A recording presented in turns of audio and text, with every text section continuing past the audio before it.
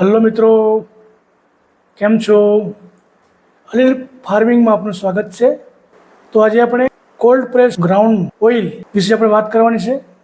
કચ્ચી ઘાણી સિંગ તેલ, જેને ગુજરાતીમાં કહેવામાં આવે છે. તો મને જ્યારે ડૉક્ટર પાસે સલાહ લેવાની જરૂર પડી ત્યારે ડૉક્ટરે મને કીધું કે તમે કચ્ચી ઘાણીનું સિંગ તેલ વાપરો. તો મેં ફાયદા શું હોય જોવાનો પ્રયત્ન કર્યો. એ શા માટે મને આવું કીધું એ મને પ્રશ્ન થયો. એટલા માટે મેં એના ફાયદા તપાસવાની કોશિશ કરી. ટૂંકમાં કચ્ચી ઘાણી એટલે કે પ્રાકૃતિક ખેતીની વાત કરીએ ત્યારે પ્રાકૃતિક એટલે કે કોઈ પણ ખાતર કે દવા વગર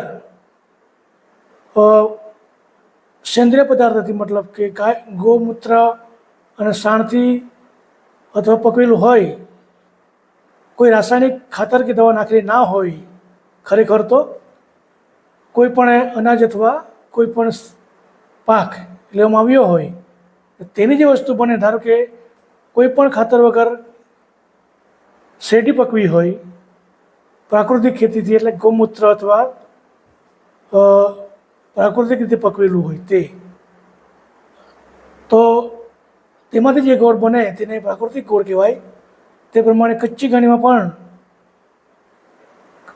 ખરેખર તો કોઈ પણ જાતનું ખાતર દવા નાખ્યા વગર જે પાકેલી હોય તેને પ્રાકૃતિક કહેવામાં આવે.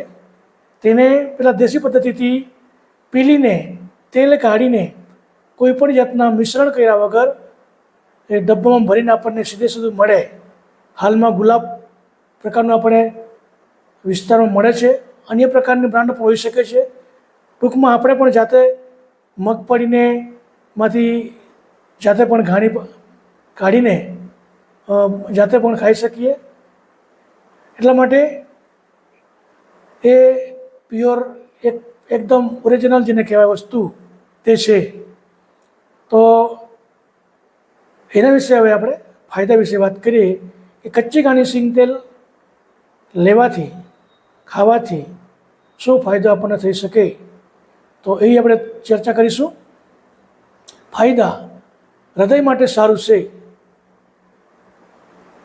ઓમેગા 3 અને ઓમેગા 6 ફેટી એસિડ હોવાથી કોલેસ્ટ્રોલ સંતુલિત રાખવામાં મદદ કરે છે.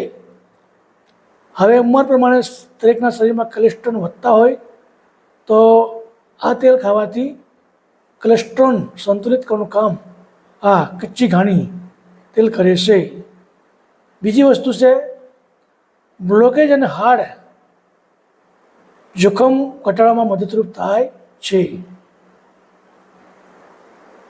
ત્રીજી વસ્તુ છે, આ બે વસ્તુ હૃદય ફાયદા માટે છે. હવે નંબર 2, પ્રાકૃતિક એન્ટીઓક્સિડન્ટ્સ શરીરમાંથી ફ્રી રેડિકલ્સ દૂર કરી ઇમ્યુનિટી વધારવામાં મદદ કરે છે. નંબર 3, વેદના અને સોજામાં રાહત. માણસના સોજો આવતો હોય તો એમાં પણ એ રાહત આપે છે. મસાજ કરવા માટે પણ આ કચ્ચી ઘાણી તેલ ઉપયોગમાં આવે છે. સાંધાના દુખાવા. નંબર 2, સાંધાના દુખાવા, સોજા, પીડામાં રાહત મળે છે. નંબર 4, ચામડી અને વાળ માટે ફાયદાકારક. સ્કિન અને મોઈબર રાખે છે. વાળનું ઝાંખું ઓછું રાખવામાં અને વૃદ્ધિ કરવામાં મદદરૂપ થાય છે. કુદરતી રીતે બનેલું, રાસાયણિક વિનાનું હોવાથી કાચી ઘાણી પદ્ધતિમાં તાપમાન ઓછું રહે છે. તેથી પોષક તત્વો વધુ જળવાઈ રહેશે. કુદરતી રીતે બને છે એટલે એની અંદર જે પોષક તત્વો જળવાવા જોઈએ તે જળવાઈ રહે છે. 6 નંબર, પાચન શક્તિ સુધારો કરે છે. પાચન તંત્રને મજબૂત બનાવે છે. આંતરડાના કાર્યમાં સુધારો લાવે છે.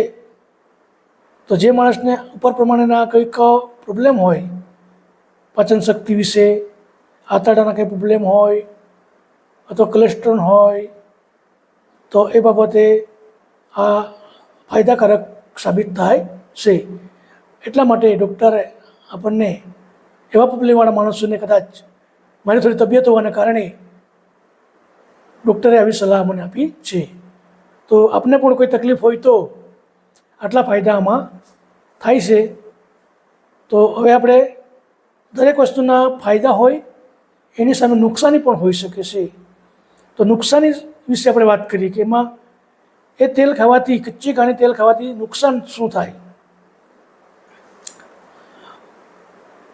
યુસિક એસિડ એની અંદર હોય છે. વધુ માત્રામાં લેવાથી લીવર પર ભારે પડી શકે છે. આને પ્રમાણમાં જ લેવાની વાત છે, વધારે ઉપયોગ કરવાનો નથી. વધારે લેવાથી આપણને લીવર પર સોજો ભારે પડી શકે છે એવું કહે છે. તીક્ષ્ણ સ્વાદ હોવાથી એની સુગંધ આવે છે, બધાને એ ગમતું નથી. કેટલીક વાર એસિડ જેવું પણ લાગે છે. નંબર 3, બાળકો માટે સાવધાની રાખવી. નાના બાળકોને વધારે પ્રમાણમાં આપવામાં યોગ્ય નથી. એલર્જી, જે કોઈ લોકોને એલર્જી હોય તેઓ સમસ્યા થવાની શક્યતા છે. 5,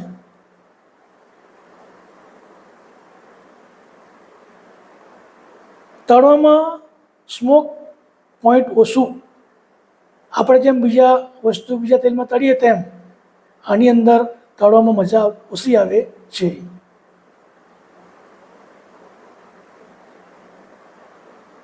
કારણ કે વધારે તાપે પોષક તત્વો ઓછા થઈ જાય છે, એટલા માટે એ તળવામાં મજા આવતું નથી. કેટલો ઉપયોગ કરવો. દરરોજ 1-2 ચમચી સામાન્ય રીતે પૂરતું છે. આહાર સાથે બેલેન્સ કરીને લેવું જરૂરી છે. તેલને બદલતા રહેવું જરૂરી છે. એકને એક ધારું આપણે ખાવાનું નથી, અમુક સમય પછી એને બદલવાની જરૂર છે. આહાર સાથે બેલેન્સ કરીને લેવું. નિષ્કર્ષ, કાચી ઘાણી સિંગ તેલ યોગ્ય માત્રામાં લેવું હૃદય, પાચન, ચામડી, વાળ માટે ફાયદાકારક છે. પરંતુ વધારે માત્રામાં લેવાથી નુકસાન થઈ શકે છે. તો મર્યાદામાં લેવાથી આપણને વધારે ફાયદો થાય છે.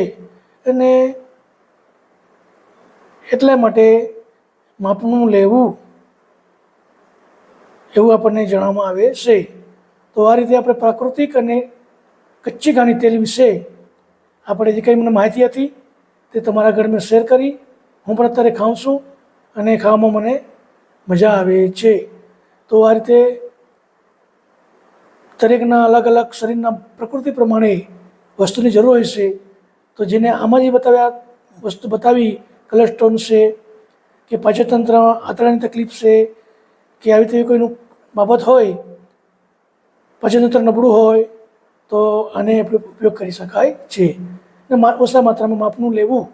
અને નાના બાળકો માટે એ ફાયદાકારક નથી અને તળવામાં પણ ઉપયોગ નથી, એવું આપણને સૂચના આપવામાં આવે છે.